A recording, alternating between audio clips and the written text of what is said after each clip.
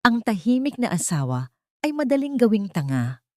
Habang nagpapakahirap si Nia sa pag-aalaga sa kanyang mapang-aping biyenan, sa kabilang silid ay walang hiyang nilulustay ng asawa niya ang kanilang yaman sa kabit nitong nagdadalang tao.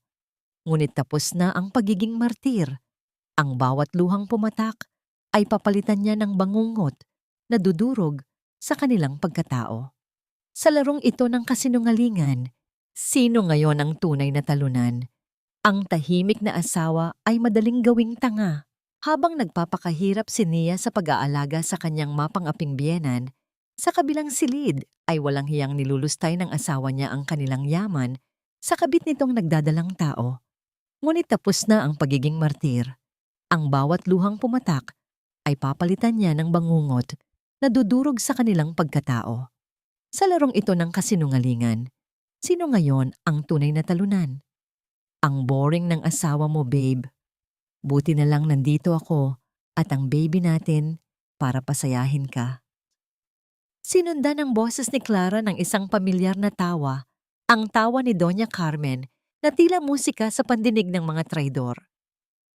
Hayaan mo na ang babaeng yan, Mateo. Ang mahalaga, ang dinadala ni Clara, ang magpapatuloy ng apelyido natin. Si Nia, para lang yang kasambahay na may titulo ng asawa, wala siyang silbi. Ang bawat salitang lumalabas sa speaker ng telepono ay tila mga lason na unti-unting pumapatay sa bawat selula ng puso ni Nia.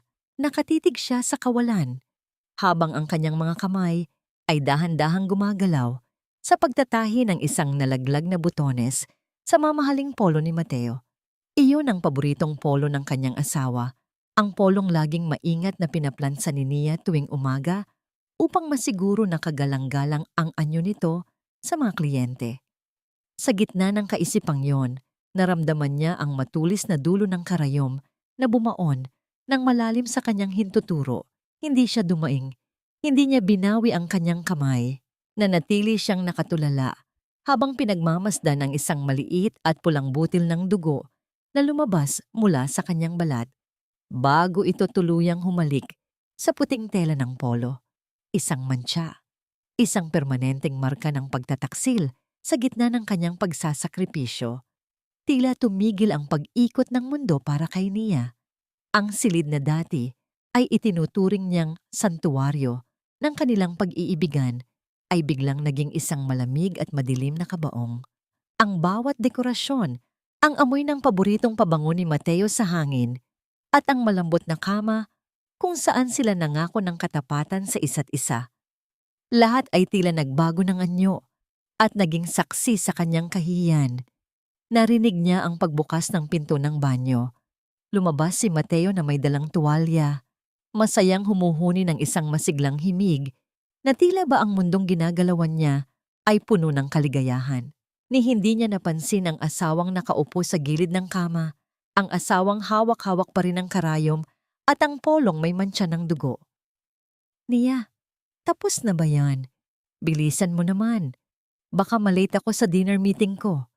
Wika ni Mateo sa isang tonong puno ng pagmamadali at kawalan ng pakialam. Lumapit siya sa salamin at nagsimulang ayusin ang kanyang buhok.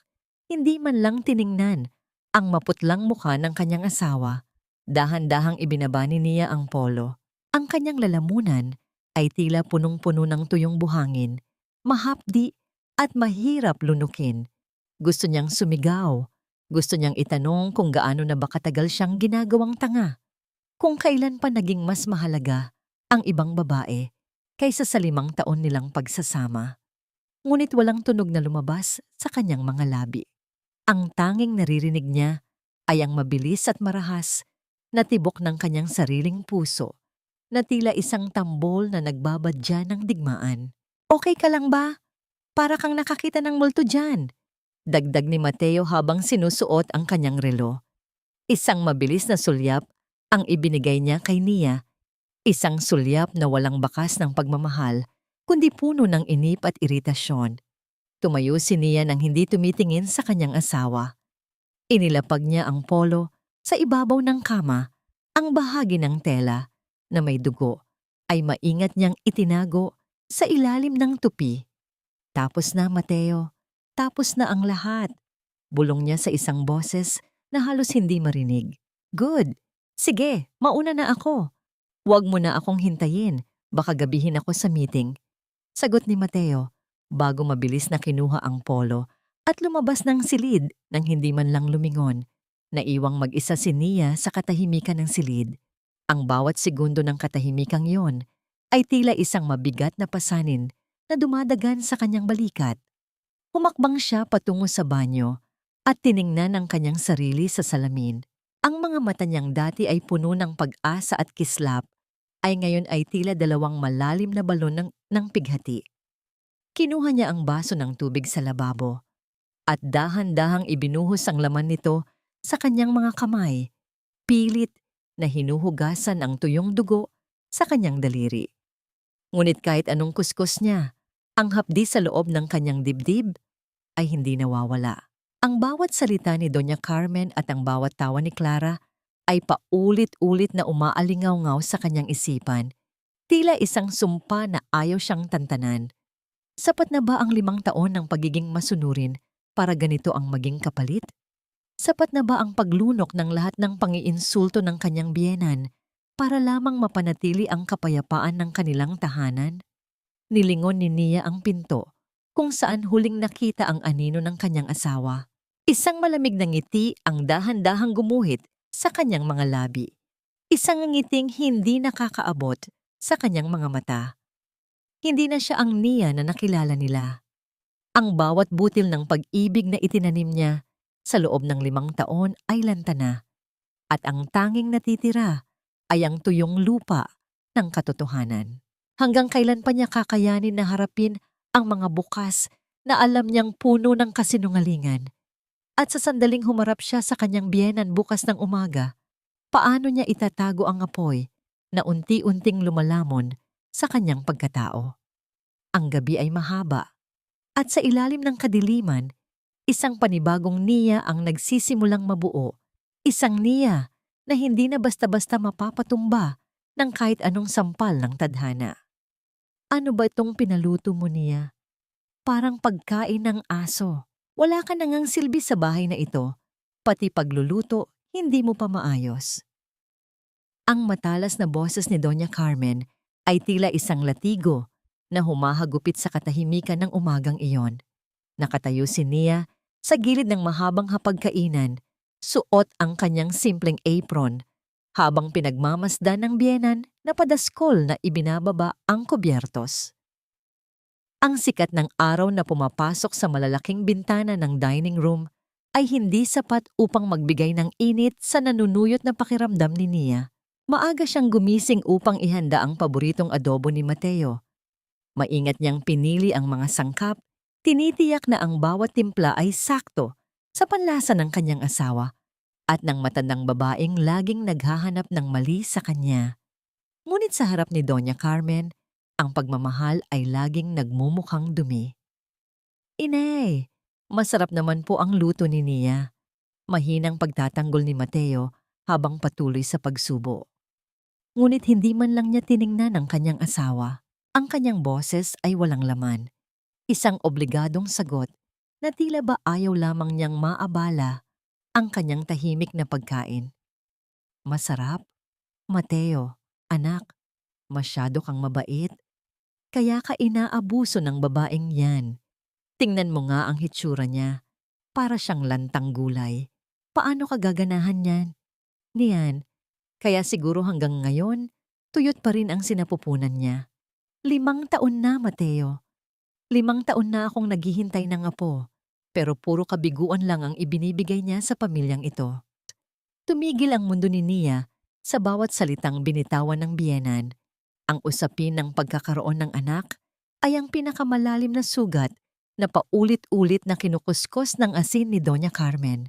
Alam ni Nia ang sakripisyong ginawa niya, ang mga gamot na ininom, ang mga doktor na pinuntahan, at ang mga gabing iniyakan niya sa harap ng altar.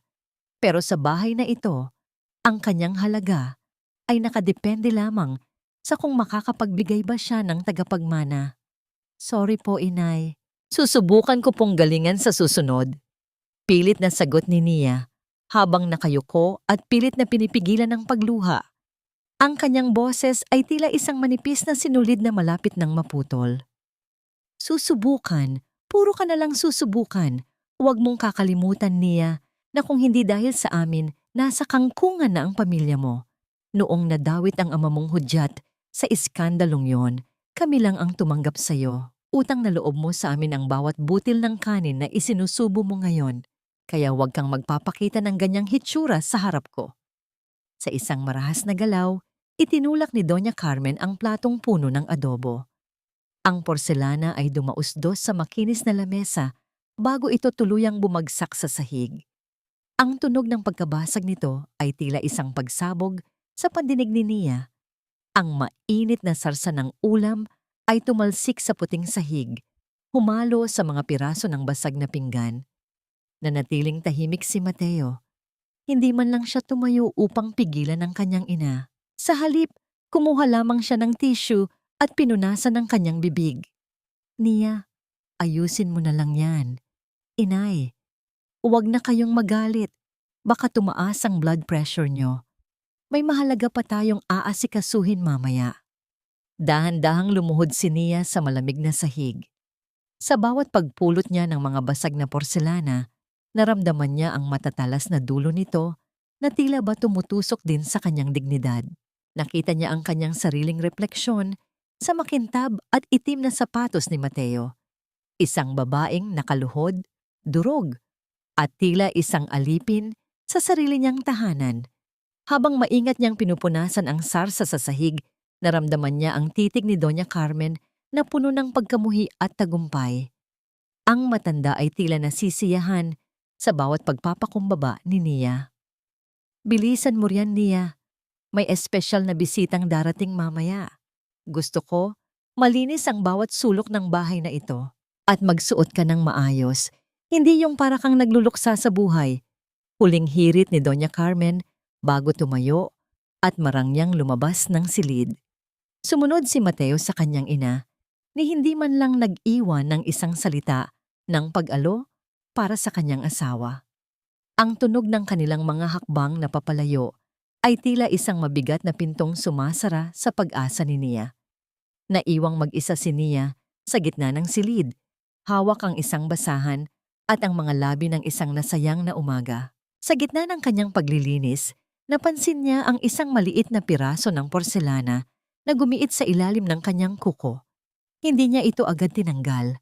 Pinanood niya ang dahan-dahang pag-agos ng dugo, kagaya ng dahan-dahang pag-agos ng kanyang pasensya. Sino ang espesyal na bisitang tinutukoy ni Doña Carmen? At bakit tila may kakaibang kinang sa mga mata ni Mateo kanina? Ang bawat tanong ay tila isang panibagong mantsa na mahirap burahin. Nabalik lamang ang diwa ni Nia nang marinig niya ang malakas na busina ng isang sasakyan sa labas ng kanilang gate. Isang sasakyang alam niyang hindi sa kanila. Ngunit tila inaasahan ng lahat sa loob ng bahay na ito maliban sa kanya. Kailangan kong huminga, kahit sandali lang, bago ako tuluyang malunod sa bahay na ito. Ito ang tanging kaisipang paulit-ulit na umiikot sa isipan ni Nia habang mahigpit niyang hawak ang manibela ng kanyang sasakyan. Ang listahan ng mga bibilhin sa grocery na ibinigay ni Doña Carmen ay tila isang mabigat na kadena, isang paalala na kahit sa labas ng bahay, alipin pa rin siya ng kanilang mga utos. Ngunit sa umagang ito, ang grocery ay isa lamang baluti, isang dahilan upang takasan ang mapanuring mga mata ng kanyang biyenan at ang malamig na pakikitungo ng kanyang asawa. Ipinark niya ang sasakyan sa isang maliit at tago na kafe sa dulo ng isang tahimik na kalsada. Pagbaba niya, sinalubong siya ng sariwang hangin na tila ba isang lunas sa kanyang nanunuyot na lalamunan. Pumasok siya sa loob, kung saan ang amoy ng bagong giling na kape ay nagbigay ng panandaliang kapayapaan sa kanyang naguguluhang diwa. Sa pinakasulok ng kafe, nakaupo ang isang lalaking may salamin. Seryoso ang mukha habang may binabasang mga dokumento. Nang mapansin ang pagdating ni Nia, agad siyang tumayo at nagpakita ng isang magalang na ngiti. Ma'am Nia, salamat at nakarating kayo. Wika ni Gabriel sa isang boses na kasing lamig at kasing lalim ng dagat. Si Gabriel ay hindi lamang isang abogado. Siya ang pinakapinagkakatiwalaang mag-aaral ng ama ni Nia, si Judge Ricardo.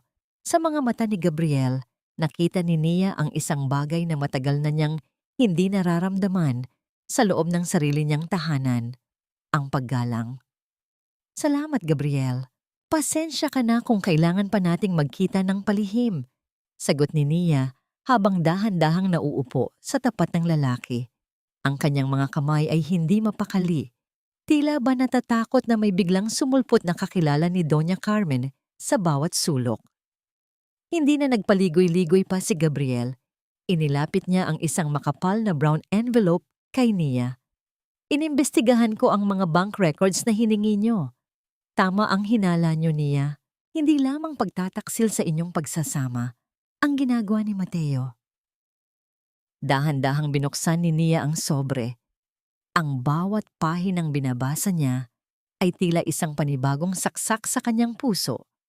Ang kanilang joint savings account, ang pondong pinaghirapan nilang ipunin para sana sa kanilang kinabukasan at sa magiging anak, ay unti-unti nang nauubos. Nakita niya ang sunod-sunod na malalaking halaga na inilalabas ni Mateo nitong mga nakaraang buwan. Ang mga perang ito, saan napupunta? Tanong ni Nia bagamat alam na niya ang kasagutan. May binili siyang isang luxury condo unit sa Makati sa ilalim ng pangalan ng isang babae, Clara Espirito. Paliwanag ni Gabriel, ang kanyang boses ay puno ng pait at simpatya. Hindi lang yon, Nia.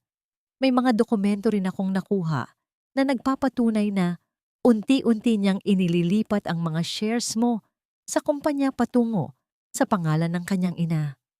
Napahawak si Nia sa kanyang noo. Ang sakit ay tila ba gumagapang mula sa kanyang puso patungo sa bawat bahagi ng kanyang katawan.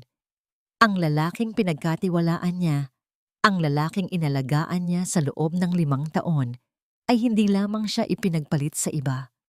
Ninanakawan din siya nito ng kanyang dangal at kinabukasan. Naramdaman ni Nia ang pag-init ng kanyang mga mata. Ang mga luhang pilit niyang pinipigilan mula pa kagabi ay tila ba handa ng bumuhos. Yumuko siya, pilit na itinatago ang kanyang mukha sa likod ng kanyang mga palad. Ang bawat hikbi ay tila isang tahimik na paghingi ng saklolo sa gitna ng isang malawak na karagatan. Sa sandaling iyon, naramdaman niya ang isang banayad na presensya sa kanyang harapan. Hindi siya hinawakan ni Gabriel dahil alam nito ang hangganan ng paggalang, ngunit dahan-dahang itinulak ng lalaki ang isang mainit na tasa ng Trahua Cook chamomile tea patungo sa kanya. Nia, hindi ka nag-iisa sa laban na ito, mahinang sabi ni Gabriel. Ang kanyang mga salita ay tila isang mainit na kumot sa gitna ng taglamig. Nangako ako sa iyong ama na babantayan kita. Huwag mong hayaang durugin kanila ng tuluyan. May paraan tayo para bawiin ang lahat. Iniangat ni Nia ang kanyang paningin.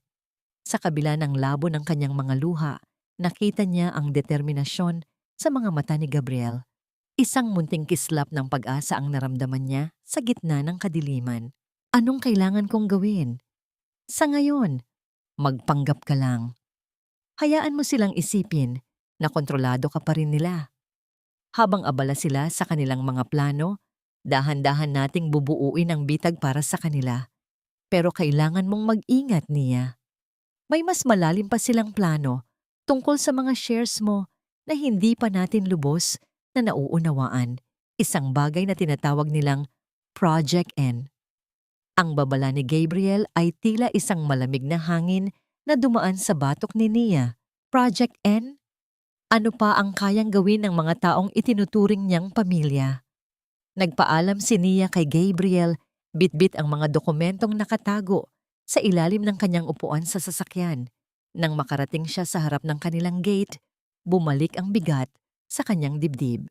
Pinilit niyang ayusin ang kanyang mukha, pinunasan ang mga bakas ng luha, at nagsuot ng maskara ng isang masunuring asawa. Ngunit nang bumaba siya ng sasakyan at humakbang patungo sa pintuan ng kanilang bahay, napatigil siya. Sa itaas ng kanilang demkuya, katabi ng kanyang sariling mga tsinelas, ay may isang pares ng sapatos na hindi niya kailanman nakita rito. Ito ay isang pares ng sapatos na kasing pula ng dugo, may matitulis na takong, at nakalagay ng may ganap na pagmamayabang. Tila ba sinasabi nito na ang may-ari nito ay hindi naaalis. Ang pintuan ay dahan-dahang bumukas at mula sa loob, narinig ni Nia ang isang masayang tawa na tila ba isang hudyat na ang kanyang tahanan ay hindi na sa kanya. Dahan-dahang pinihit ni Nia ang trangka ng pinto. Bitbit ang mga supot ng grocery na tila ba naging 10 beses na mas mabigat dahil sa kaba sa kanyang dibdib. Pagpasok niya sa malawak na sala, agad siyang sinalubong ng isang banyaga ngunit pamilyar na halimuyak, isang matamis at matapang na pabango na tila sumasakop sa bawat sulok ng kanilang tahanan. "Ay, Nia, nandito ka na pala." Ang boses ni Doña Carmen ay hindi kailanman naging ganito kasigla. Nakaupo ang matanda sa mahabang sofa, katabi ang isang babaeng nakasuot ng pulang damit na kasing tingkad ng mga sapatos sa labas. Ang babae ay bata, may mapuputing balat, at isang nangiting tila ba nagmamay-ari na siya ng lahat ng nakikita niya. "Nia, ito si Clara. Anak siya ng matalik kong kaibigan sa probinsya. May malubha siyang karamdaman at kailangan niya ng tahimik na lugar para magpagaling. Dito muna siya titira sa atin ng ilang buwan." Paliwanag ni Doña Carmen habang hinahawakan ng kamay ni Clara ng may labis na pag-iingat. Isang pag-iingat na hindi niya kailanman ipinaramdam kay Nia. Napatitig si Nia sa babaeng nasa harap niya. Clara. Ang pangalang narinig niya sa recording ni Gabriel, ang babaeng dahilan kung bakit unti-unting nauubos ang kanilang yaman. "Nice to meet you, Nia. Sana hindi ako maging pabigat dito," wika ni Clara. Ang kanyang boses ay malambing, ngunit may bakas ng pait at pangungutya sa kanyang mga mata. Sa gitna ng kanilang pag-uusap, dahan-dahang hinaplos ni Clara ang kanyang tiyan, isang maliit na bukol na tila ba isang lihim na sandata na nakaturo sa puso ni Nia. Eksaktong bumukas ang pinto ng silid at lumabas si Mateo. Nang makita niya si Clara, nagliwanag ang kanyang mukha sa paraang hindi na nakikita ni Nia sa loob ng maraming taon. Agad siyang lumapit at kinuha ang malaking maleta ni Clara na nasa gilid. "Mateo, ako na." Mahinang subok ni Nia. Naaalala kung paanong hinayaan lang siya ni Mateo na magbuhat ng mabibigat na grocery kaninang umaga. "Huwag na, Nia. Masama kay Clara ang mapagod. Tulungan mo na lang si Inay sa kusina. At oo nga pala, doon muna si Clara sa master guest room sa taas.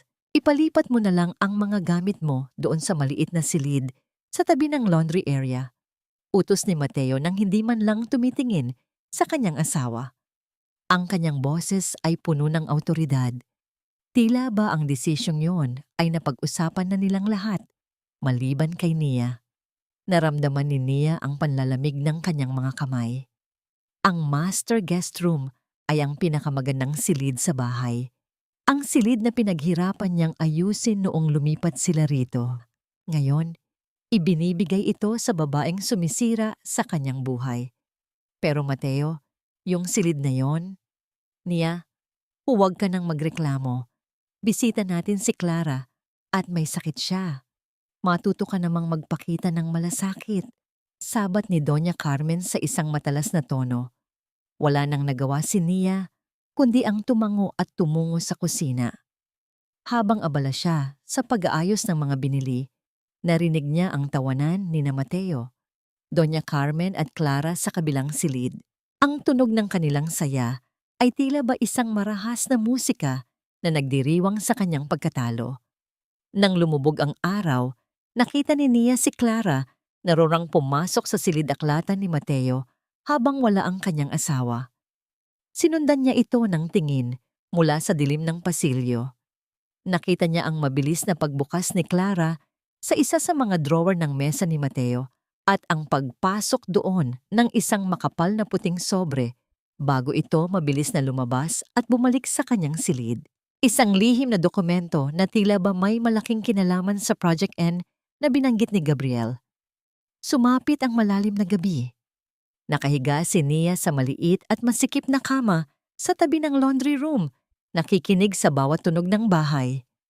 Ang amoy ng sabon at tuyong damit ay tila ba lalong nagpabigat sa kanyang pakiramdam. Sa gitna ng katahimikan, narinig niya ang mahinang pagbukas ng pinto sa itaas. Sinundan ito ng marahan at maingat na mga hakbang sa pasilyo, mga hakbang na pamilyar sa kanya. Nakilala niya ang bigat ng mga paa ni Mateo. Ang tunog ng kanyang paglalakad ay tumigil sa tapat ng master guest room kung saan natutulog si Clara. Narinig ni Nia ang dahan-dahang pagpihit ng trangka ng pinto, ang mahinang tunog ng kahoy na sumasagi sa sahig at ang muling pagtikom nito. Isang nakakabinging katahimikan ang muling namayani sa bahay. Ngunit para kay Nia, ang katahimikang yon ay mas masakit pa sa anumang hiyaw. Nakatitig siya sa madilim na kisame habang ang kanyang puso ay tila ba isang basong unti-unting napupuno ng lason. Gaano pa ba ang kailangan niyang tiisin? At ano ang nilalaman ng sobrang itinago ni Clara sa silid ni Mateo? Ang bawat katanungan ay tila ba isang anino na lalong nagpapadilim sa kanyang gabi, habang ang katotohanan ay patuloy na nanunuot sa kanyang balat na kasing lamig ng yelo. Maagang nagising si Nia sa huni ng mga ibon, ngunit hindi ito naghatid ng kapayapaan sa kanyang puso.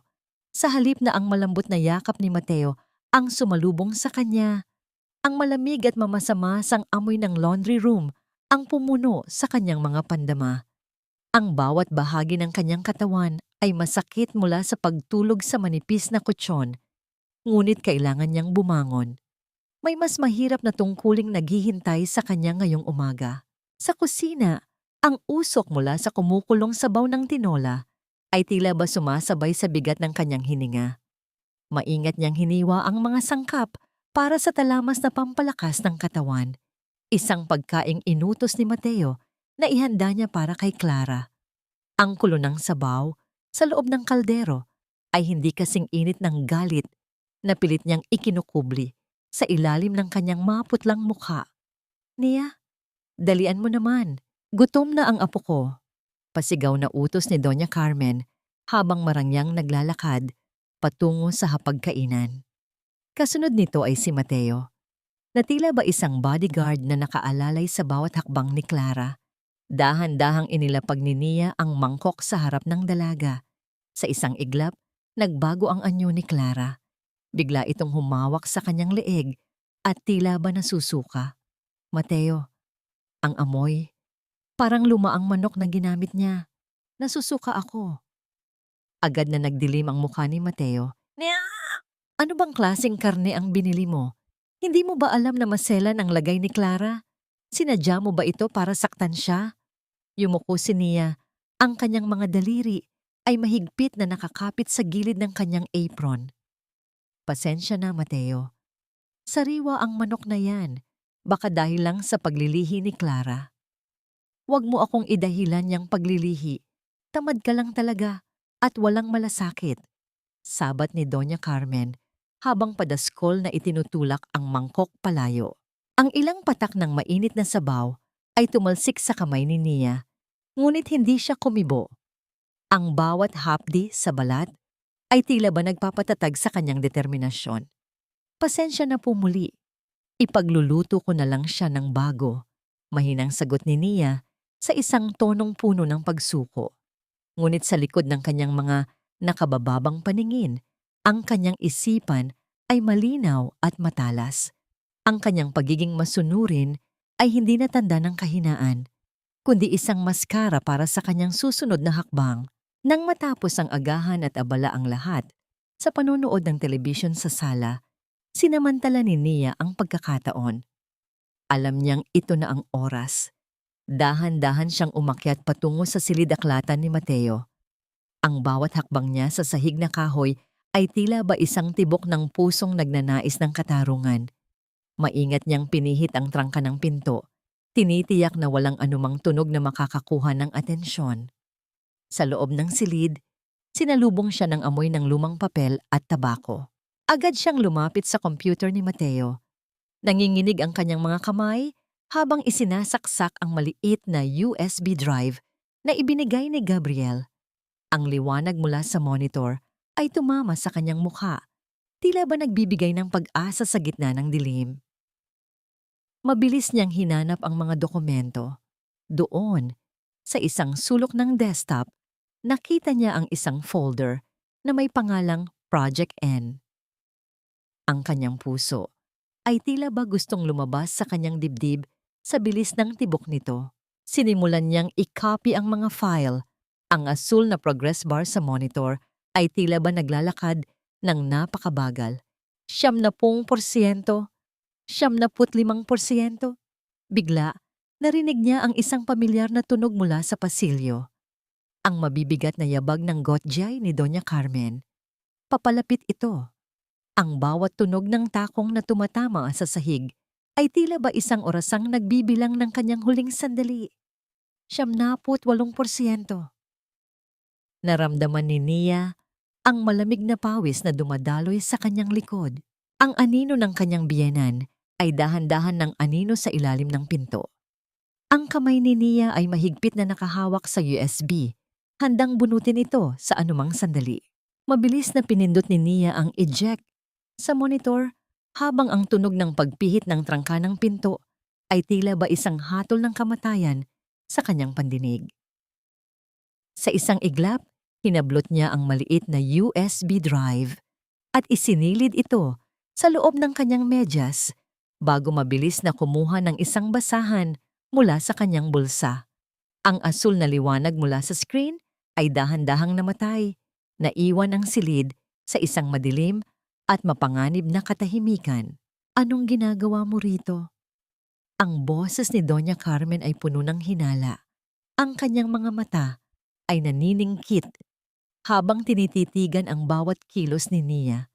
Huminga ng malalim si Nia, pinipilit na hindi ipakita ang panginginig ng kanyang mga kamay.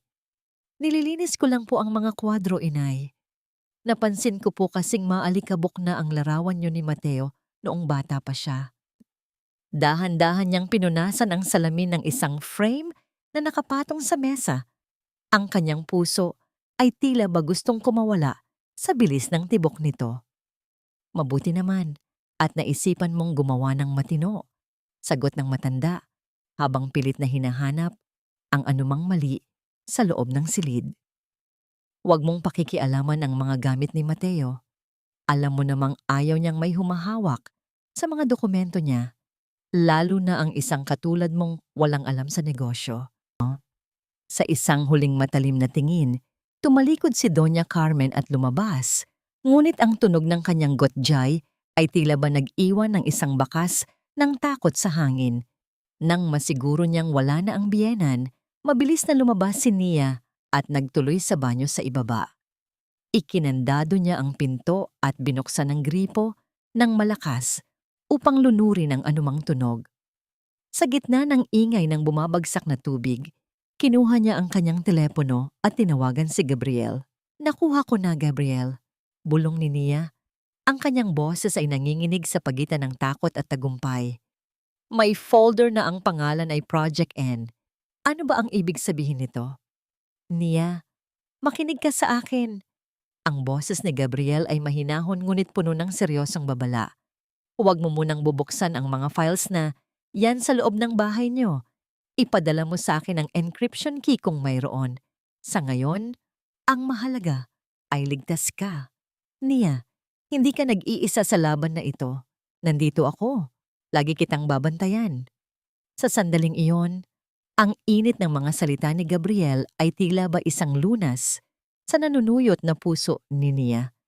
Ipinikit niya ang kanyang mga mata. Iniisip ang mukha ng lalaking laging handang tumulong sa kanya nang walang hinihinging kapalit.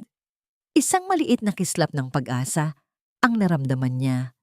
Isang pakiramdam na tila ba may isang matibay na pader na nagpoprotekta sa kanya laban sa lahat ng kasamaan sa bahay na yon. Salamat, Gabriel. Ikaw lang ang mapagkakatiwalaan ko. Mahinang sagot ni Nia bago mabilis na ibinaba ang telepono. Pinunasan niya ang kanyang mukha ng malamig na tubig, pilit na ibinabalik ang kanyang maskara ng pagiging isang walang kibo at masunuring asawa. Ngunit nang lumabas siya ng banyo at naglakad patungo sa sala, isang panibagong saksak ng sakit ang sumalubong sa kanya. Nakaupo si Clara sa gitna ng sopa, tila ba isang reyna sa kanyang trono. Ngunit hindi ang kanyang pag-upo ang nakakuha ng atensyon ni Nia. Ito ang damit na suot ng dalaga. Ang pulang luwa na ouchwang na paborito ni Nia, ang regalong ibinigay ng kanyang ama noong huling kaarawan niya, ay suot ni Clara. Ang tela ay dahan-dahang sumasayad sa balat ng babaeng sumira sa kanyang pagsasama kay Mateo. Bagay ba sa akin ni Nia? Mambabatikos na tanong ni Clara habang hinahaplos ang malambot na tela. Sabi ni Mateo, mas bagay daw ito sa akin kaysa sayo. Masyado ka raw kasing maputla para sa ganitong kulay. Isang masakit na tawa ang kumawala sa mga labi ni Clara. Tila ba bawat tunog nito ay isang pagdiriwang ng kanyang pagnanakaw, hindi lamang ng asawa, kundi pati na rin ng bawat munting alaala ni Nia. Nakatayo lang si Nia, ang kanyang mga kamao ay nakakubli sa ilalim ng kanyang apron, mahigpit na nakakuyom. Ang bawat hibla ng luwa na suot ni Clara ay tila ba isang laso na dahan-dahang pumapatay sa huling bahagi ng kanyang pagtitimpi. Clara, hubarin mo yan. Akin ang ouchwang na yan. Ang boses ni Nia ay kalmado, ngunit may talim na hindi niya kailanman ipinakita noon. Nakatayo siya sa harap ni Clara, ang kanyang mga mata ay matapang na nakatingin sa babaeng pilit na sumasakop sa kanyang pagkakakilanlan. Ang matamis na ngiti sa mga labi ni Clara ay dahan-dahang napalitan ng isang mapang-uyam na tingin. Ayoko nga. Sabi ko naman sa'yo, mas bagay ito sa akin. Bakit ka ba nagrereklamo, Nia? Damit lang naman ito, sagot ni Clara, habang lalong hinihigpitan ang pagkakatali ng luwa sa kanyang baywang. Bago pa man makasagot si Nia, narinig niya ang mabilis at mabigat na yabag ni Doña Carmen mula sa hagdan. Ang tunog ng kanyang mga paa sa kahoy na sahig ay tila ba isang babala ng paparating na bagyo. Ano na naman itong kaguluhan ka na, Nia? Pati ba naman damit ni Clara? Pinag-iinitan mo? Napakaliit ng utak mo. Inay, akin po ang damit na yan. Regalo yan ni Papa sa akin. Paliwanag ni Nia. Pilit na pinapanatili ang katatagan ng kanyang boses. Regalo ng tatay mong magnanakaw? Ang kapal din ng mukha mong banggitin ang pangalan niya sa bahay na ito. Sa isang mabilis at hindi inaasahang galaw, ang palad ni Doña Carmen ay humalik ng malakas sa pisngi ni Nia. Ang tunog ng sampal ay umalingaw-ngaw sa buong sala, tila ba isang marahas na pagtatapos sa anumang natitirang respeto. Namanhid ang pisngi ni Nia. Naramdaman niya ang init na gumagapang sa kanyang balat. Kasunod ng pait na dahan-dahang lumulunod sa kanyang puso. Hindi siya gumalaw, hindi siya sumigaw. Nanatili siyang nakatayo, habang ang kanyang paningin ay dahan-dahang nagdidilim sa galit. Eksaktong bumukas ang pinto ng bahay at pumasok si Mateo. Pagkakita sa sitwasyon, agad siyang tumakbo patungo kay Clara. Tila ba ito ang biktima sa gitna ng kaguluhan? Anong nangyayari rito? Clara, okay ka lang ba ang baby? Mateo, si Nia, pinipilit niyang hubarin ko itong damit. Natatakot ako para sa anak natin. Pagdadrama ni Clara, habang pilit na naglalabas ng mga luhang buhaya. Humarap si Mateo kay Nia.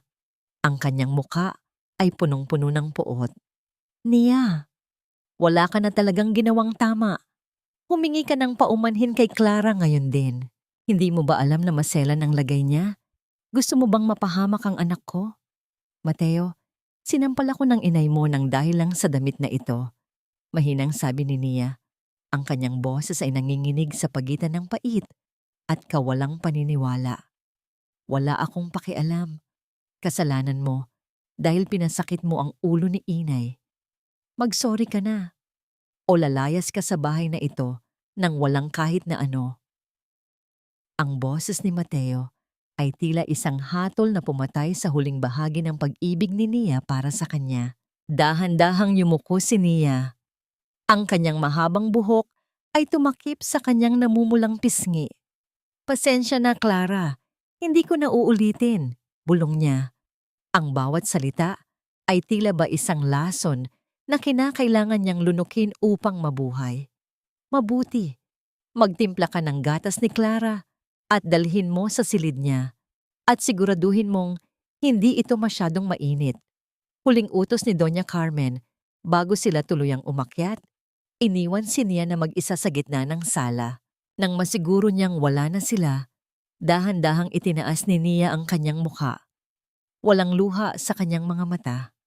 Sa halip, may isang malamig at matalim na kinang ang pumalit sa dating lambot ng kanyang tingin. Mula sa bulsa ng kanyang apron, dahan-dahan niyang inilabas ang kanyang telepono. Pinindot niya ang "Stop Recording." Ang bawat salita ng pang-iinsulto ni Doña Carmen, ang bawat sigaw ni Mateo, at ang bawat mapagkunwaring boses ni Clara ay ligtas na nakatago sa loob ng memorya ng kanyang telepono. Ang sampal na tinanggap niya ay hindi lamang isang sugat sa kanyang pisngi. Ito ang magiging pinakamalakas na ebidensya na sisira sa pamilyang ito. Pumasok si Nia sa maliit na banyo at tiningnan ang kanyang sarili sa salamin. Ang pamumula sa kanyang pisngi ay tila ba isang mapa ng kanyang bagong simula. Kinuha niya ang isang basang bimpo at dahan-dahang idinampi ito sa kanyang balat. Ang bawat hapdi ay tila ba nagpapaalala sa kanya na ang bawat sakripisyo niya ay may katumbas na kabayaran sa huli. Isang malamig na ngiti ang dahan-dahang gumuhit sa kanyang mga labi habang pinagmamasdan ang kanyang refleksyon. Ang maskara ng isang masunuring asawa ay muling nakasuot, ngunit sa likod nito, ang isang matalinong manlalaro ay handa na para sa susunod na hakbang. "Kailangan ko lang pong tingnan si Papa, Mateo." Masama raw ang pakiramdam niya, sabi ng nurse. Ito ang naging dahilan ni Nia upang pansamantalang makatakas sa mapanakal na hininga ng mansyon ni na Mateo. Kahit na nagdadalang tao si Clara at kailangan ng pag-aalaga, hindi matanggihan ni Mateo ang hiling ni Nia dahil sa takot nito sa sasabihin ng mga kakilala nila sa komunidad. Sa kabila ng lahat, ang imahe pa rin ng isang mabuting manugang ang pilit na ipinangangalandakan ng pamilya nila sa labas. Pagdating ni Nia sa ancestral house ng kanyang pamilya, sinalubong siya ng amoy ng antiseptic at mga lumang libro. Sa loob ng silid-tulugan, nakaupo si Judge Ricardo sa kanyang wheelchair. Bagamat payat at tila mahina ang katawan, ang kanyang mga mata ay nananatiling matalas. Ang mga mata ng isang hukom na hindi kailanman nabulag ng kasinungalingan. "Anak." Mahinang tawag ni Ricardo. Ang kanyang boses ay may bahid ng pait nang makita ang namumulang bakas ng sampal sa pisngi ni Nia na pilit itinago ng makeup. Hindi na nakapagsalita si Nia. Yumakap siya sa kanyang ama at doon, sa gitna ng katahimikan ng silid, dahan-dahan niyang inilabas ang kanyang telepono. Pinatugtog niya ang recording ng huling pag-aaway nila sa mansyon. Ang bawat mura ni Doña Carmen at ang bawat pananakot ni Mateo ay umalingaw-ngaw sa silid, tila ba mga lason na muling bumabalik sa alaala. "Hayop!" Ang tanging salitang lumabas sa mga labi ni Ricardo habang nanginginig ang kanyang mga kamay sa hawakan ng wheelchair. Akala nila ay wala na akong silbi dahil lang sa sakit ko. Hindi nila kilala kung sino ang kinalaban nila. Sa sandaling iyon, bumukas ang pinto at pumasok si Gabriel. May dala siyang laptop at ilang makakapal na folder. Nang magtama ang paningin nila ni Nia, agad na lumambot ang seryosong mukha ng abogado. Lumapit siya at tumayo sa tabi ni Nia. Ang kanyang presensya ay tila isang matibay na haligi na handang sumalo sa anumang guguho. "Judge, nakuha na namin ang lahat ng kailangan." Simula ni Gabriel sa isang seryosong tono. Hindi lang panloloko sa asawa ang ginagawa ni Mateo. Ginamit niya ang pirma ni Nia sa mga pekeng kontrata para kumuha ng pondo mula sa kumpanya. This is economic sabotage and fraud, Judge. Ipinakita ni Gabriel ang plano. Hahayaan nilang pirmahan ni Nia ang huling dokumentong ibinigay ni Mateo, ang dokumento ng pagsasali ng lahat ng kanyang shares. Ngunit sa tulong ni Gabriel, ang dokumentong yon ay magsisilbing pain, bait. Sa sandaling tanggapin at gamitin yon ni Mateo, doon sila magsasampa ng kasong kriminal na hindi na nila matatakasan. Kailangan mong maging matatag, Nia, bulong ni Gabriel habang naghahanda na si Nia na umalis. Sandali na lang, matatapos na ang paghihirap mo. Habang naglalakad sila patungo sa sasakyan, napansin ni Gabriel ang isang luntiang dahon na nalaglag at sumabit sa buhok ni Nia. Huminto ang dalawa sa ilalim ng malaking puno ng nara sa labas ng gate. Dahan-dahang itinaas ni Gabriel ang kanyang kamay. Hindi siya nagmamadali. Tila ba bawat segundo ay mahalaga. Maingat niyang inalis ang dahon at kasabay nito, bahagyang dumapo ang kanyang mga daliri sa pisngi ni Nia. Doon mismo sa bahagi kung saan siya sinampal ni Doña Carmen, napatigil ang paghinga ni Nia. Ang init mula sa balat ni Gabriel ay tila ba isang kuryenteng gumagapang sa kanyang buong katawan. Binubura ang alaala ng sakit at kahihiyan. Sa isang saglit, tiningnan siya ni Gabriel nang may labis na paghanga at pag-aalaga. Hindi ka karapat dapat saktan, Nia. Hinding-hindi. Nababalik lamang ang ulirat ni Nia nang marinig ang tunog ng hangin na humahampas sa mga sanga ng puno. Nagpasalamat siya ng mahina at mabilis na sumakay sa sasakyan, habang ang kanyang puso ay tila ba may bagong himig na kinakanta. Nang makabalik siya sa mansyon, sinalubong siya ni Mateo na may hawak na ballpen at ang puting papel sa ibabaw ng mesa. Nia, pirmahan mo na ito. Para sa ikabubuti ng kumpanya natin ito, huwag ka nang matigas ang ulo. Tiningnan ni Nia si Mateo. Sa unang pagkakataon, hindi takot ang nararamdaman niya, kundi pandidiri. Kinuha niya ang ballpen. Ang tunog ng kanyang pagpirma sa papel ay tila ba isang hudyat ng simula ng katapusan. Isang malamig na ngiti ang dahan-dahang sumilay sa kanyang mga labi habang iniabot ang papel sa asawa. Ayan na, Mateo. Lahat ng gusto niyo ibinibigay ko na. Wika ni Nia sa isang tonong puno ng misteryo. Nakalubog na ang araw at ang mansyon ay nababalot ng isang nakabibinging katahimikan na tila ba isang mabigat na kumot sa balikat ni Nia. Nakaupo siya sa dulo ng mahabang hapagkainan, tanging ang isang maliit na kandila sa ibabaw ng isang simpleng cake ang nagbibigay ng liwanag sa kanyang maputlang mukha. Ngayong araw ang kanilang ika-5 anibersaryo ng kasal, 5 taon ng pagtitiis, 5 taon ng pag-aalaga, at 5 taon ng unti-unting pagkawala ng kanyang sarili. Maaga niyang inihanda ang paboritong pagkain ni Mateo. Umaasa sa isang maliit na bahagi ng kanyang puso na baka, sa gitna ng lahat ng kasinungalingan, ay maalala ng kanyang asawa ang araw na ito. Ang bawat dekorasyon sa mesa ay inayos niya nang may panginginig sa mga kamay. Tila ba bawat hibla ng tela ay nagdadala ng alaala ng kanilang masayang simula. Nabalik lamang ang kanyang diwa nang marinig ang tunog ng pagbukas ng gate at ang pagpasok ng sasakyan ni Mateo. Hindi nagtagal, narinig niya ang mabibigat na yabag ng kanyang asawa sa pasilyo. Pumasok si Mateo, ngunit hindi ang kanyang asawa ang sinalubong nito. May dala siyang ilang malalaking supot ng mga mamahaling brand ng damit at alahas. Mateo, mahinang tawag ni Nia, ang kanyang boses ay tila isang bulong sa gitna ng hangin. Happy anniversary! Napatigil si Mateo, ngunit hindi siya lumapit. Tiningnan niya si Nia ng may pagkabagot. Tila ba ang presensya ng kanyang asawa ay isang istorbo sa kanyang mga plano. Oo, anniversary pala natin. Pasensya na, Nia. Marami akong ginawa sa opisina. At kailangan kong ibigay ito kay Clara. Baka naghihintay na siya. Hindi man lang hinintay ni Mateo ang sagot ni Nia. Dire-diretso siyang naglakad patungo sa silid ni Clara, dala ang mga regalong dapat sana ay para sa kanyang asawa. Hindi nagtagal, narinig ni Nia ang masayang tawa ni Clara mula sa kabilang silid, kasunod ng matatamis na salita ni Mateo na matagal na niyang hindi naririnig para sa sarili niya. Dahan-dahang tumayo si Nia at sumilip sa bahagyang nakabukas na pinto ng silid ni Clara. Doon, nakita niya ang dalaga na may suot na isang kumikinang na kwintas na brilyante. Isang kwintas na alam ni Nia na binili gamit ang perang kinuha mula sa kanyang sariling pondo. Ang bawat kislap ng brilyante ay tila ba isang tawa ng pangungutya sa kanyang mukha. Bumalik si Nia sa hapagkainan. Kinuha niya ang tinidor at kumuha ng isang maliit na bahagi ng cake.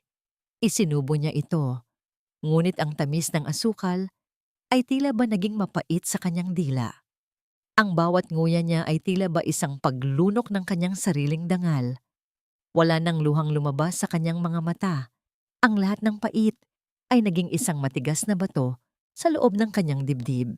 Biglang pumasok si Doña Carmen sa silid kainan. Nakasuot siya ng kanyang marangyang pambahay at may dalang isang makapal na listahan. Nang makita niya ang cake ni Nia, isang mapangaping namang ngiti ang gumuhit sa kanyang mga labi. Ano ba itong ginagawa mo, Nia? Naglalaro ka pa ba ng bahay-bahayan? Sa isang marahas na galaw, itinulak ni Doña Carmen ang cake box. Ang karton ay dahan-dahang naipit sa ilalim ng kanyang kamay hanggang sa tuluyan itong nayupi at ang cake sa loob ay nagmukhang isang gulo ng asukal at harina sa ibabaw ng mesa. Inay, anibersaryo po namin ni Mateo ngayon, mahinang sabi ni Nia. Ang kanyang boses ay walang anumang emosyon. Walang anibersaryo sa pamilyang ito para sa isang babaeng hindi marunong magdala ng swerte. Sa linggo ay kaarawan ko at magkakaroon tayo ng isang malaking pagdiriwang. Inimbitahan ko ang lahat ng mga kakilala natin sa alta sosyedad. Siguraduhin mong nakahanda ang lahat. Ikaw ang mag-aasikaso sa pagkain, sa dekorasyon, at sa pagsisilbi sa mga bisita. Huwag mo akong ipapahiya, Nia. Kung ayaw mong tuluyan ka ng itapon ni Mateo sa kalsada. Dahan-dahang tumayo si Nia. Tinitigan niya ang nayuping cake sa mesa. Pagkatapos ay ang kanyang biyenan. Opo, inay. Gagawin ko ang lahat para maging di malilimutan ang kaarawan niyo. Nang makaalis si Doña Carmen, kinuha ni Nia ang listahan ng mga bisita. Nakita niya ang mga pangalan ng mga kilalang tao, kabilang ang mga kasosyo sa negosyo ni Mateo at mga kaibigan ng kanyang ama. Isang malamig na ningning ang sumilay sa kanyang mga mata. Ito na ang pagkakataong hinihintay niya. Ang kaarawan ni Doña Carmen ay hindi magiging isang pagdiriwang ng kanyang kapangyarihan, kundi ang simula ng kanyang tuluyang pagbagsak. Ang mansyon ay tila isang malaking pugad ng mga pukyutan sa dami ng mga taong naghahanda para sa kaarawan ni Doña Carmen. Ang bawat sulok ay pinupuno ng mga mamahaling bulaklak, mga telang seda, at ang amoy ng mga hiyas na pinupunasan ng paulit-ulit. Sa gitna ng lahat ng kaguluhang ito, nananatiling tahimik si Nia. Ang kanyang mga kamay ay abala sa pag-aayos ng mga kagamitan sa pilak. Na tila ba bawat pagkiskis niya ay isang paghahanda para sa isang malaking ganti. Nia, siguraduhin mong kintab na kintab ang mga yan. Ayaw kong mapahiya sa mga amigas ko bukas. Pasigaw na utos ni Doña Carmen habang sinusukat ang isang bagong gawang terno. Ang matanda ay tila ba isang reynang naghahanda para sa kanyang koronasyon, hindi alintana ang paghihirap ng kanyang manugang. Sa kabilang dako, nakita ni Nia si Mateo sa kanyang silid-aklatan. Seryoso ang mukha habang nakatitig sa monitor ng kanyang laptop. Hindi alam ni Mateo na sa bawat pagpindot niya sa keyboard, bawat transfer na kinukumpirma niya mula sa kanilang joint account patungo sa pangalan ni Clara, ay may isang tahimik na mata na nagmamasid. Nakita ni Nia ang isang mapaglarong ng ngiti sa mga labi ng kanyang asawa, isang ngiti ng tagumpay na tila ba abot kamay na niya ang kalayaang ninakaw niya mula sa kanilang kasal. Dahan-dahang lumapit si Nia, dala ang isang tasa ng kape. Mateo, magpahinga ka muna. Kanina ka pa yata abala sa mga dokumento. Huwag mo akong istorbohin, Nia. Malaking negosyo ito. Kapag natapos ito, hindi na natin kailangang mag-alala sa pera kailanman. Sagot ni Mateo nang hindi man lang tumitingin. Ang kanyang boses ay puno ng kasabikan. Tila ba nakikita na niya ang marangyang buhay kasama si Clara sa bansang pinaplano nilang lipatan. Naramdaman ni Nia ang mahinang pagyanig ng kanyang telepono sa loob ng kanyang bulsa. Isang maikling mensahe mula kay Gabriel ang lumabas. Napasok na nila ang bitag. Nakarecord na lahat ng bank transfers. Handa na ang mga van sa labas ng kanto bukas. Isang malamig na ginhawa ang dumaloy sa kanyang mga ugat. Ang bawat sentimong ninakaw ni Mateo ay magsisilbing ebidensyang magpapakulong sa kanya. Upang mapawi ang kanyang nararamdamang tensyon, lumabas si Nia sa hardin upang diligin ang mga halaman. Ngunit doon, sinalubong siya ni Clara. Ang dalaga ay nakasuot ng isang manipis na damit na puti. Habang dahan-dahang hinahaplos ang kanyang tiyan, na tila ba isang tropeo ng kanyang tagumpay. Nia, alam mo bang ito na ang huling gabi mo sa bahay na ito? Bulong ni Clara habang lumalapit sa kanya. Ang kanyang boses ay tila isang ahas na bumubulong ng lason. Pagkatapos ng party bukas, itatapon ka na ni Mateo at Doña Carmen. Wala kang makukuha kahit isang kusing. Ako na ang magiging reyna rito at ang anak ko ang magiging tagapagmana ng lahat. Tiningnan ni Nia si Clara. Sa halip na magalit o umiyak, isang banayad na ngiti ang sumilay sa kanyang mga labi. Kinuha niya ang isang gunting at maingat na pinutol ang isang tuyong sanga ng rosas. Ang mga bagay na ninakaw Clara ay madalas na may kasamang sumpa. Sigurado ka bang handa ka sa magiging kapalit? Baliw ka na talaga. Natatawang sagot ni Clara bago tumalikod at pumasok sa loob ng bahay ng may ganap na pagyayabang. Naiwang mag-isa si Nia sa ilalim ng papalubog na araw. Ang bawat huni ng mga kuliglig ay tila ba isang orasan na nagbibilang ng mga huling sandali ng kanyang paghihirap. Tiningnan niya ang mansyon, ang bahay na dati ay pangarap niya. Ngunit ngayon ay naging kabaong ng kanyang mga pangarap. Isang panalangin ang tahimik niyang ibinulong sa hangin. Para sa kanyang ama, para sa kanyang sarili, at para sa katarungang matagal nang ipinagkait. Mula sa bintana ng kanyang maliit na silid sa tabi ng laundry area, pinanood ni Nia ang pagdating ng mga mamahaling sasakyan na dahan-dahang humihinto sa driveway. Ang tunog ng mga gulong sa graba ay tila ba isang hudyat ng simula ng isang dula, kung saan siya ang biktima. Ngunit hindi na sa pagkakataong ito. Ang bawat pagbukas ng pinto ng sasakyan at ang paglabas ng mga panauhing nakasuot ng kagalang-galang na terno at bestido ay nagdadala ng amoy ng mamahaling pabango na humahalo sa hangin ng gabi. Humarap si Nia sa isang maliit at lumang salamin. Sa loob ng 5 taon, ang nakikita niya ay isang babaeng lanta, tuyot at walang kulay.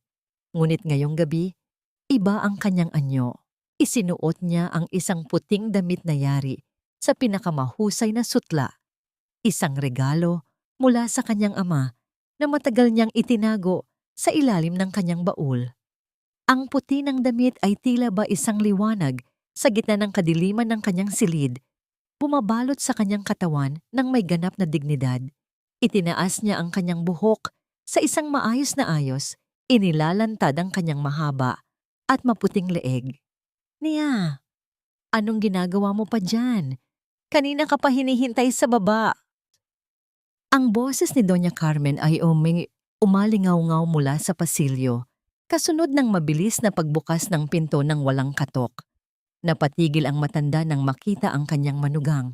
Ang galit sa kanyang mga mata ay panandaliang napalitan ng pagkagulat bago ito tuluyang naging inggit at puot. Anong kabalastugan ito, Nia? Bakit ganyan ang suot mo? Mukha kang ikakasal uli. At saan mo kinuha ang pambili ng damit na yan? Siguro ninakawan mo si Mateo, no? Regalo ito ni Papa, Inay.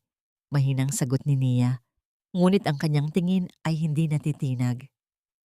Gusto ko lang pong magmukhang maayos para sa kaarawan niyo. Maayos? Mukha kang agaw eksena. Gusto mong mapansin ng mga bisita para kaawaan ka nila, no? Para sabihin nilang api-apihan ka rito. Lumapit si Doña Carmen at marahas na hinawakan ng braso ni Nia. Makinig ka sa akin. Magbihis ka ng apron. Ngayong gabi, hindi ka asawa ni Mateo. Isa kang tagapagsilbi. Iyan ang dapat na posisyon mo sa bahay na ito. Ibinigay ni Doña Carmen ang isang mabigat na kay ng mga baso ng alak kay Nia. Ang bigat ng pilak na tray ay tila ba isang pasanin na dumiin sa mga palad ni Nia. Ngunit tinanggap niya ito nang walang reklamo. Opo, inay. Gagawin ko ang gusto niyo. Pagbaba niya sa sanalon, sinalubong siya ng ingay ng mga tawanan at pag-uumpugan ng mga baso. Ang bawat sulok ng mansyon ay kumikinang sa ilalim ng malalaking chandelier. Nakita ni Nia si Mateo sa gitna ng silid, may hawak na baso ng champagne at masayang nakikipag-usap sa kanyang mga kasosyo sa negosyo. Sa tabi niya ay si Clara na nakasuot ng isang pulang-pulang damit na tila ba isang nagbabagang apoy sa gitna ng karamihan. Ang bawat haplos ni Mateo sa baywang ni Clara ay tila ba isang sampal sa harap ng lahat ng mga panauhin na nakakakilala kay Nia bilang tunay na asawa. Ay tingnan nyo, di ba si Nia yan? Oo nga, bakit siya ang nagsaserve ng drinks? Baka naman totoo ang chismis na katulong na lang talaga ang turing sa kanya ng pamilya ni Mateo. Ang mga bulungan ng mga bisita ay tila ba mga maliliit na karayom na tumutusok sa balat ni Nia habang naglalakad siya sa gitna nila. Ang bawat hakbang niya ay puno ng grasya, kahit na ang bawat tingin na natatanggap niya ay puno ng pangungutya o labis na awa.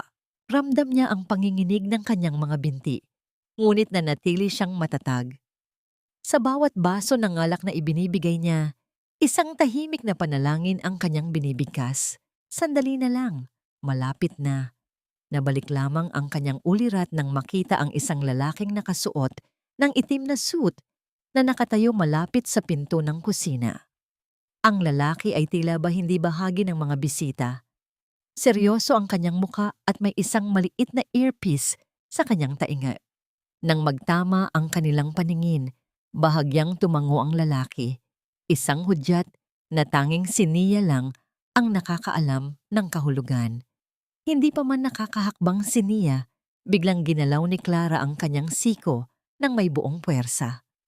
Ang marahas na pagtama nito sa braso ni Nia ay naging sanhi ng pagkawala ng balanse ng mabigat na kay na pilak. Sa isang iglap, ang mga baso ng pulang alak ay tila ba sumayaw sa hangin bago tuluyang bumagsak.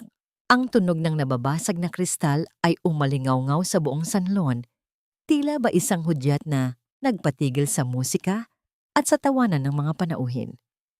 Ang malapot at pulang alak ay tumalsik ng marahas, humalik sa puting-puting sutla ng damit ni Nia. Sa loob ng ilang segundo, ang malinis at marangal na anyo ni Nia ay nabahira ng malalaking mantsa ng pula, tila ba mga bukas na sugat na dahan-dahang kumakalat sa kanyang dibdib at baywang. Nako, Nia, ano ba ang ginawa mo? Ang tili ni Clara ay puno ng pekeng takot habang hawak ang kanyang tiyan. Sinadya mo ba yun? Gusto mo ba kaming saktan ng baby ko? Nagtama ang paningin ng lahat kay Nia. Nakatayo siya sa gitna ng silid. Ang kanyang mga kamay ay nanginginig pa rin habang nakahawak sa bakanteng kay. Ang bawat patak ng alak na dahan-dahang dumadaloy mula sa kanyang damit patungo sa mamahaling alpombra ay tila ba mga patak ng kanyang sariling dangal na unti-unting nayuyurakan. Barbaro, wala ka na talagang ginawang tama. Ang boses ni Doña Carmen ay tila kidlat na bumasag sa katahimikan. Mabilis itong lumapit at nang walang pag-aalinlangan ay muling dinala ang kanyang palad sa pisngi ni Nia. Mas malakas ito kaysa noon. Ang tunog ng sampal ay tila ba isang hiyaw ng puot na narinig ng bawat taong naroroon. Napalingon ang ulo ni Nia sa lakas ng tama. Naramdaman niya ang alat ng dugo sa loob ng kanyang labi, Ngunit hindi siya kumibo. Ang kanyang paningin ay nakatuon lamang sa isang tao, kay Mateo. Lumapit si Mateo, ngunit hindi upang tulungan ang kanyang asawa. Agad niyang binalot ng kanyang mga braso si Clara, tila ba pinoprotektahan ang dalaga mula sa isang halimaw. Ang kanyang mga mata, na dati ay tinitingnan ni Nia ng may pagmamahal, ay ngayon ay puno na ng labis na pagkamuhi. "Umalis ka na rito, Nia. Wala kang kwenta," gam ni Mateo sa harap ng kanyang mga kasosyo at kaibigan. Ang kanyang boses ay walang bakas ng awa. "Nakakahiya ka. Si Clara at ang anak ko ang kailangan ko sa buhay na ito. Hindi ang isang katulad mong malas, layas. Huwag ka nang magpapakita sa akin." Ang mga bulungan ng mga bisita ay tila ba naging isang malakas na ugong ng mga bubuyog. May mga matang puno ng awa, ngunit mas marami ang mga matang puno ng pangungutya. Sa gitna ng lahat ng ito, dahan-dahang iniangat ni Nia ang kanyang mukha. Ang kanyang buhok ay bahagyang nagulo. Ang kanyang damit ay punong-puno ng mantsa ng alak at ang kanyang pisngi ay nagsisimula ng mamaga. Ngunit sa kabila ng lahat ng ito, may isang bagay na nagbago. Ang pait at sakit sa kanyang mga mata ay biglang napalitan ng isang malamig at nakakahindik na ningning. Isang dahan-dahan at matamis na ngiti ang gumuhit sa kanyang mga labi. Isang ngiting tila ba hindi nararapat sa isang taong kasasampal lang at kakainsulto lang.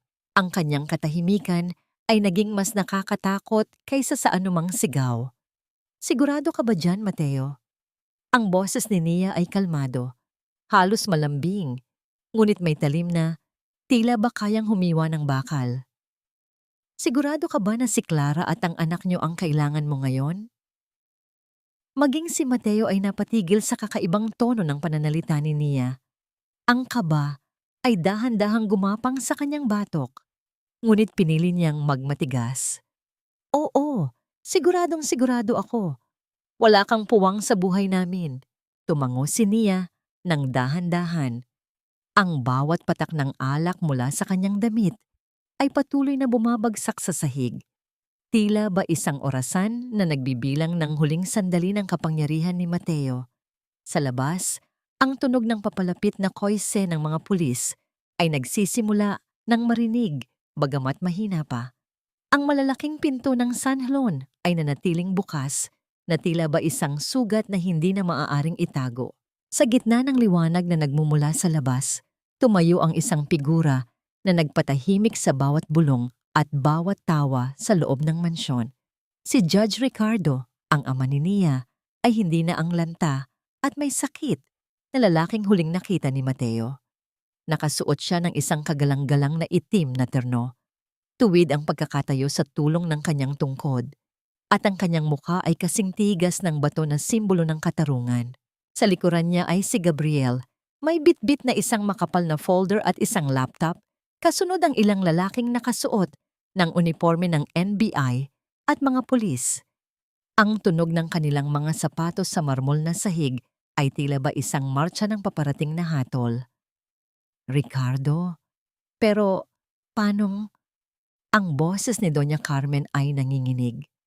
Ang baso ng mamahaling kristal na hawak niya ay dahan-dahang nadulas mula sa kanyang mga daliri bago tuluyang bumagsak at mabasag sa paanan niya. Ang tunog ng pagkabasag nito ay tila ba hudyat ng tuluyang pagguho ng kanyang kapangyarihan. Hindi siya sinagot ni Ricardo. Sa halip, ang matanda ay lumakad patungo sa gitna ng silid. Dahan-dahang tumigil sa tapat ni Nia. Tinitigan niya ang namamagang pisngi ng kanyang anak at ang puting damit na nabahiran ng pulang alak. Isang mabilis na kislap ng galit ang dumaan sa kanyang mga mata bago niya ibinaling ang tingin kay Mateo. "Akala niyo ba ay patay na ang katarungan dahil lamang sa pansamantala akong huminto?" Ang boses ni Ricardo ay umalingaw-ngaw, mabigat at puno ng awtoridad. "Akala niyo ba ay maaari niyo nang yurakan ang dangal ng anak ko sa loob ng sarili niyang tahanan?" "Judge, sandali lang po. May maling pagkakaunawaan lang." Pilit na paliwanag ni Mateo, habang ang pawis ay dahan-dahang gumagapang sa kanyang noo. Si Nia po ang nagsimula ng gulo. Sinubukan niyang saktan si Clara. Tumahimik ka, sigaw ni Ricardo, na sinundan ng malakas na tunog ng kanyang tungkod na tumama sa sahig. Wala kang karapatang magsalita sa harap ko. Lumapit si Gabriel at binuksan ang laptop sa gitna ng mahabang mesa. Mga Ginoo at mga ginang, humihingi kami ng paumanhin sa pag-istorbo sa pagdiriwang na ito. Wika ni Gabriel sa isang kalmado ngunit matalim na boses. Ngunit ang pamilyang kinakainan nyo ngayon ay nabubuhay sa isang malaking kasinungalingan. Sa isang iglap, ang malaking screen na dapat ay magpapakita ng mga larawan ng kaarawan ni Doña Carmen ay nagbago. Lumabas doon ang mga bank transfers ni Mateo patungo sa pangalan ni Clara. Ang mga dokumento ng Project N na nagpapatunay ng plano nilang i-frame si Nia sa mga utang ng kumpanya at ang pinakamasakit sa lahat, ang mga recordings ng boses ni Mateo at Doña Carmen habang pinagtatawanan at pinaplano ang pagpapalayas kay Nia. Ang mga bisita, ang alta sosyedad na pinaghirapang linlangin ni Doña Carmen ay nagsimulang mag-ingay. Ang mga tingin na dati ay puno ng paghanga ay napalitan ng labis na pandidiri at pangungutya. Ito ang tinatawag nyo na pagmamahal sa pamilya? Tanong ni Gabriel habang inilalabas ang warrant of arrest. Doña Carmen, arestado po kayo sa kasong large-scale fraud at estafa. Mateo, arestado ka rin sa kasong embezzlement at violence against women and children. Hindi maaari ito. Sigaw ni Doña Carmen, ang kanyang mukha ay naging maputla na tila ba isang bangkay. Nia, sabihin mo sa kanila na hindi ito totoo. Anak, tulungan mo kami. Dahan-dahang humakbang si Nia patungo sa kanyang ama at kay Gabriel. Tinitigan niya ang kanyang biyenan na ngayon ay pilit na kumakapit sa upuan upang hindi matumba. Pagkatapos ay binalingan niya si Mateo na nakatitig sa screen ng may ganap na kawalan ng pag-asa. Ang katotohanan, inay, ay hindi kailanman nagiging kasinungalingan dahil lamang sa ayaw niyo itong harapin, mahinang sabi ni Nia. Ang kanyang boses ay wala ng pait, tanging isang malalim na pagod at kalayaan. Tapos na ang pagiging martir ko. Ngayong gabi, ang bawat sampal na ibinigay niyo ay magkakaroon ng kabayaran sa harap ng batas. Isang opisyal ng pulis ang lumapit at dahan-dahang kinuha ang mga kamay ni Mateo. Ang tunog ng kong numero 8, handcuffs, na lumingkis sa kanyang mga pulso ay tila ba ang tunay na musika ng pagtatapos ng kanilang kasal. Ang mansyon na dati ay simbolo ng kapangyarihan at karangyaan ni Mateo ay tila naging isang malamig at madilim na selda sa loob lamang ng ilang minuto. Ang mga panauhing kanina lamang ay nagtatawanan at pumupuri sa pamilya ay mabilis na nag-alisan. Ang kanilang mga mukha ay puno ng pandidiri at pait habang nagbubulungan sa bawat hakbang palabas. Ang bawat sulyap nila kay Doña Carmen ay tila ba isang sampal ng katotohanan sa matandang babaeng matagal nang nabulag ng kanyang sariling kayabangan. Hindi! Bitiwan niyo ako! Hindi niyo alam kung sino ang kinakalaban niyo! Sigaw ni Doña Carmen habang pilit na kumakawala sa mga pulis. Ang kanyang marangyang terno ay nag-usot na, ang kanyang mamahaling hiyas ay tila ba naging mga kadenang nagpapabigat sa kanyang paghinga. Ngunit sa isang sandali, ang kanyang katawan ay bumigay at dahan-dahan siyang nawalan ng malay. Tila ba ang kanyang puso ay hindi na kayang tanggapin ang bigat ng kahihiyan. Dahan-dahan siyang binuhat ng mga opisyal, ang kanyang dangal ay tuluyan ng sumama sa dumi ng sahig. Sa gitna ng sanha, nakaluhod si Mateo sa paanan ni Nia. Ang lalaking dati ay tinitingnan niya, nang may labis na paghanga, ay ngayon ay mukha ng isang basang sisiw. Puno ng luha ang mga mata at nanginginig ang boses. Nia, honey, please, patawarin mo ako. Nadala lang ako ni Inay, sila ni Clara ang may gawa nito. Alam mo namang ikaw lang ang mahal ko, di ba? Tiningnan ni Nia ang asawa. Ang bawat haplos ni Mateo sa kanyang mga binti ay tila ba isang lason na gusto niyang iwasan. Hindi siya kumibo, hindi siya sumigaw. Ang tanging nararamdaman niya ay ang isang malalim na pandidiri na mas matindi pa sa anumang galit. Mateo, huli na ang lahat. Mahinang sabi ni Nia. Ang kanyang boses ay kalmado, ngunit kasing tigas ng semento. Ang pagmamahal ay hindi nananakawan, Mateo. At ang katarungan ay hindi napapatawad ng isang mabilis na pagluha. Sa kabilang dako, sinubukan ni Clara na tumakas sa gitna ng kaguluhan, ngunit hinarangan siya ni Gabriel sa pintuan. Ang dalaga ay pilit na nagtatago sa likod ng kanyang mga palad, habang ang kanyang pulang damit ay tila ba isang babala sa gitna ng dilim. Wait, Clara. Huwag ka munang umalis. May isa pa kaming sorpresa para sa'yo. Wika ni Gabriel habang inilalabas ang isang medikal na dokumento mula sa kanyang folder. Mateo, makinig ka ng mabuti. Ang batang ipinagmamalaki mo, ang tagapagmanang inaakala mong magdadala. Pangalan mo ay hindi sa'yo. Napatigil si Mateo. Ang kanyang mga mata ay nanlaki habang tinititigan ang dokumentong hawak ni Gabriel. Ano? Anong ibig mong sabihin? Clara was never pregnant with your child, Mateo. Paliwanag ni Gabriel. Ang kanyang boses ay puno ng pangungutya. Ito ang tunay na medical records niya mula sa klinika na pinupuntahan niya ng palihim. She's using you, just like you used Nia. Ang tanging layunin niya ay makuha ang pera mo at ang kumpanya. Sa isang iglap, ang mukha ni Mateo ay naging mapula sa galit. Hayop ka, Clara. Manloloko ka. Sa isang marahas na galaw, sinubukan ni Mateo na sugurin si Clara, ngunit mabilis siyang napigilan ng mga pulis. Ang kanyang boses ay tila isang hiyaw ng isang sugatang hayop na nalaman ang katotohanan sa huling sandali. Dahan-dahang lumapit si Nia sa mesa kung saan nakalatag ang Don Lihon. Kinuha niya ang ballpen at sa isang mabilis na galaw, inilagay niya ang kanyang huling pirma. Pagkatapos, marahan niyang binitawan ang papel sa harap ni Mateo, na ngayon ay dahan-dahang kinakaladkad palabas ng mga opisyal. Diyan ka na, Mateo. Tapos na ang kwento nating dalawa. Bulong ni Nia habang tinitingnan ang asawa sa huling pagkakataon. Sumikat ang araw sa silangan. Ang mga unang sinag nito ay dahan-dahang gumagapang sa mga pasilyo ng mansyon na dati ay puno ng puot, ngunit ngayon ay nababalot na ng isang kakaibang katahimikan. Para kay Nia, ang bawat dako ng bahay na ito ay may dalang alaala ng kanyang pagtitiis. Ngunit sa umagang ito, ang bawat hakbang niya ay tila ba mas magaan. Tila ba ang mga tanikalang nakagapos sa kanyang mga paa ay tuluyan ng naputol. Sa loob ng silid ni Doña Carmen, nakatayo si Nia sa tapat ng bukas na lihim na vault. Sa loob nito, hindi lamang mga ginto at pera ang nahanap ng mga opisyal. Nakita ni Nia ang isang luma at kupas na kahon na may nakasulat na pangalan ng kanyang yumaong ina. Nang buksan niya ito, tumulo ang kanyang mga luha.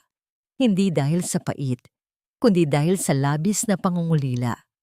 Doon nakatago ang mga alahas ng kanyang ina na matagal nang sinasabing nawala ni Doña Carmen, kasama ang mga dokumentong magpapatunay na ang kanyang ama ay biktima lamang ng isang masamang pakana ni Mateo at ng kanyang ina upang makuha ang lupain ng pamilya ni Nia. Nakuha na natin ang lahat, Nia. Wala na silang magagawa pa. Mahinang sabi ni Gabriel habang dahan-dahang lumalapit sa kanya. Ang boses ng lalaki ay tila isang malambot na musika na nagpapakalma sa bawat gulo ng kanyang isipan. Tumango si Nia habang maingat na isinasara ang kahon. Tiningnan niya ang paligid ng silid sa huling pagkakataon. Kinuha niya ang kanyang maliit na maleta. Ang tanging dala niya nang pumasok siya sa bahay na ito, 5 taon na ang nakalilipas. Sa ibabaw ng fireplace, dahan-dahan niyang inilapag ang kanyang wedding ring. Ang tunog ng ginto na tumama sa marmol ay tila ba isang huling tuldok sa isang mahaba at masakit na kabanata ng kanyang buhay. Paglabas niya ng gate, sinalubong siya ng sariwang hangin ng umaga. Ang mga dilaw na police line ay nakapalibot sa buong mansyon. Tila ba isang bakod na naghihiwalay sa kanyang nakaraan at sa kanyang hinaharap. Sa di kalayuan, nakita niya ang kanyang ama, si Judge Ricardo, na nakaupo sa loob ng sasakyan at nakatingin sa kanya ng may labis na pagmamalaki. Tapos na ang gabi, anak, wika ni Ricardo nang yakapin siya ni Nia. Ang init ng yakap ng kanyang ama ay tila ba humuhugas sa bawat bakas ng sampal at bawat sakit na naranasan niya sa loob ng bahay na yon. Habang naghahanda na silang umalis, lumapit si Gabriel kay Nia. Sa ilalim ng liwanag ng umaga, ang mga mata ni Gabriel ay tila ba sumasalamin sa langit, puno ng pag-asa at isang damdaming matagal nang itinatago. Hindi nagsalita ang lalaki, ngunit dahan-dahan niyang kinuha ang kamay ni Nia. Ang haplos ng kanyang balat ay tila ba isang pangako ng kaligtasan, isang init na dahan-dahang bumubura sa panlalamig na naramdaman ni Nia sa piling ni Mateo.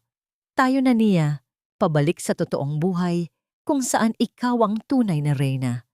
Bulong ni Gabriel habang inaalalayan siyang sumakay sa sasakyan. Lumingon si Nia sa huling pagkakataon. Ang mansyon ni Mateo ay unti-unti nang lumiliit sa kanyang paningin habang mabilis na tumatakbo ang sasakyan. Ang bawat puno na kanilang nadadaanan, ang bawat huni ng ibon, at ang bawat sinag ng araw ay tila ba bumabati sa kanya. Wala nang bigat sa kanyang dibdib, wala nang takot sa kanyang puso. Ang tanging nararamdaman niya ay ang isang malawak na kalayaan na matagal na niyang ipinagkait sa kanyang sarili. Sa loob ng sasakyan, nanatiling magkahawak ang kamay ni Nia at Gabriel.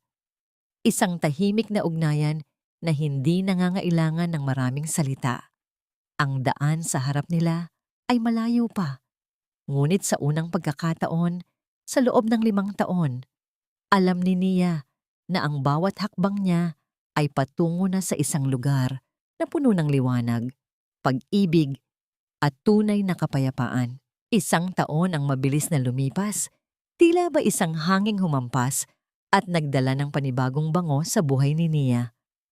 Sa itaas ng isang gusali, sa gitna ng Makati, nakatayo siya sa tapat ng malaking bintana ng kanyang sariling opisina.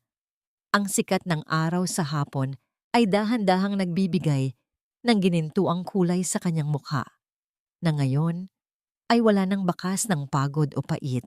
Ang kanyang negosyo sa pag-aangkat ng mga bulaklak mula sa iba't ibang panig ng mundo ay lumalago. Tila ba sumasabay sa pagyabong ng kanyang sariling pagkatao. Sa kanyang lamesa, nakapatong ang isang pahayagan na may maliit na balita tungkol sa pagtatapos ng paglilitis sa kaso ni Mateo at Doña Carmen.